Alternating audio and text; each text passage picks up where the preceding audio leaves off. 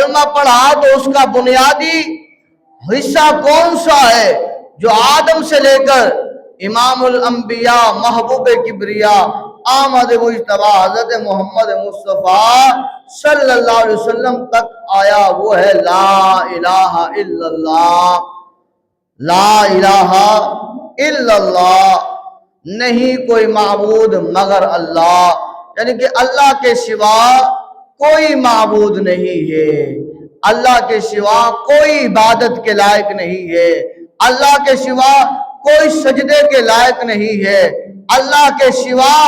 کوئی جو ہے وہ معبود برحق نہیں ہے۔ معبود برحق بھی ایک اللہ ہے، سجدے کے لائق بھی وہی اللہ ہے، عبادت کے لائق بھی وہی اللہ ہے، روزہ بھی اسی اللہ کے لیے ہے، قربانی بھی اسی اللہ کے لیے ہے، صدقہ بھی اسی اللہ کے لیے ہے، ذکر بھی اسی اللہ کے لیے ہے، اور شکر بھی اسی اللہ کے لیے ہے،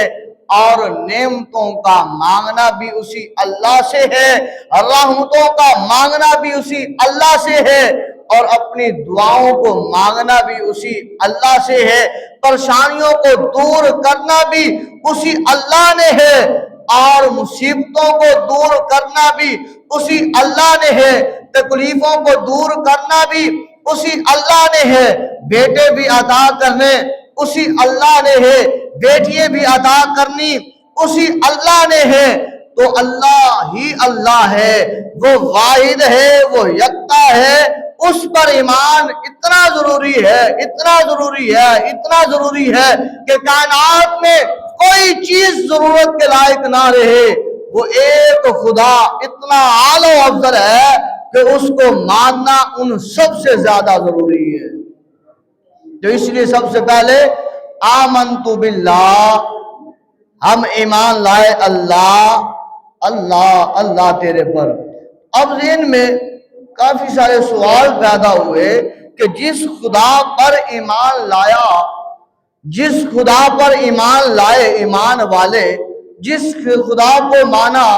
ہم ایمان والوں نے، تو کفار، مشرکین اور کمزور ایمان والے، کمزور ذہن والے، کمزور سوچ والے، انہوں نے سوچا کہ جس خدا کو ایمان والے مانتے ہیں کہ وہ ایک ہے، وہ خدا واحد ہے، انہوں نے کہا بتاؤ ذرا اس خدا کے پاس پہنچنے کے لیے بتاؤ، کوئی اس کی اولاد ہے، کوئی اس کا بیٹا ہے، کوئی اس کی بیٹی ہے؟ تو قرآن کو اٹھایا، سینے سے لگایا، چوما، اور اس کے ورق پرق جو ہے وہ پرکھے، پوچھا قرآن بتا تو صحیح نا، جس خدا کو ہم مانتے ہیں، جس خدا کو ایمان والے مومن مانتے ہیں، بتا وہ خدا اولاد والا ہے؟ تو قرآن نے کھول کر بتایا سبحانہ ان یکون لہ ولد، قرآن نے کہا نا اللہ تبارک و تعالی اولاد سے پاک ہے، کریم خدا اولاد سے پاک ہے۔ تو قرآن نے 1400 سال پہلے بھی ان سوال کرنے والوں کو یہی جواب دیا۔ قرآن نے جب سے یہ کائنات بنی ہے تب تک آنے والے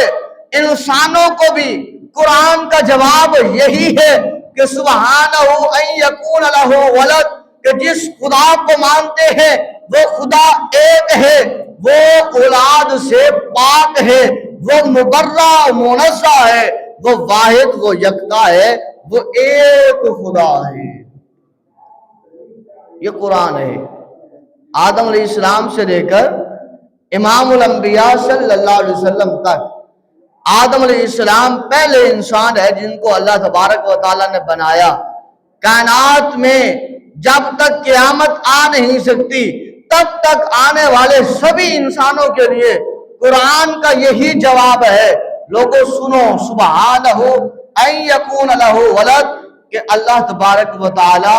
اولاد سے پاک ہے۔ پھر کسی کے دماغ میں ذہن میں آیا انسان ہے نا، ہم اس خدا کی عبادت اس معنی نہیں کرتے، شکر اس طریقے سے نہیں کرتے جس طرح کرنے کا حکم دیا گیا ہے عبادت اس طریقے سے نہیں کرتے